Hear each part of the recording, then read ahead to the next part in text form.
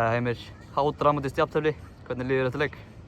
Já, bara vonbrigði að fá ekki 3 stig á heimavelli en mér fannst við góðir í kvöld. Við vöttum við síðustu 3 leiki og menn svolítið vildu þetta og lögðu líf og sál í þetta og það var jákvætt. Og svo spiluðu á köflum bara nokkuð vel en við vorum alltaf að spila á móti mjög sterku liði Aftureldingar og þetta var hörkuleikur. Þetta er skemmtilegur bara fyrir stuðningsmenn og ég held nú að endanum hafi þetta verið sanngjarnt fyrir.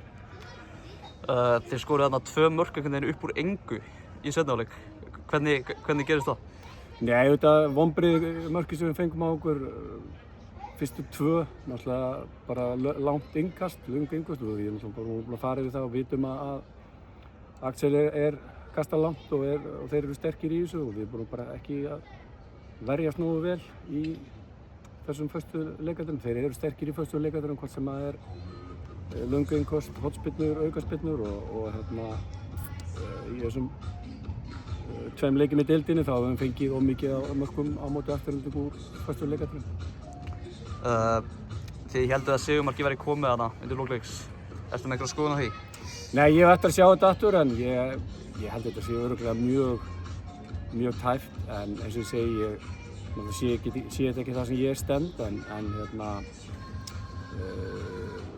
tæpt held ég. Næsti leikur gegn Þrótti uppleggið svona svipað? Svipaði leikur á stærð alltaf? Já, ég meina Þróttararnir bara með frábært lið og góðan þjálfara og töpum fyrir þeim á heimavelli sanngjarnt í fyrri umferðinni og við þurfum að gera betur í Laugardalnum á mánudaginn og undirbúa þann leik vel. Nú á dögunum birtist frétt að þú værir mögulega orðaður við KA. Getur eitthvað tjáð um það? Nei. Takk fyrir. Takk.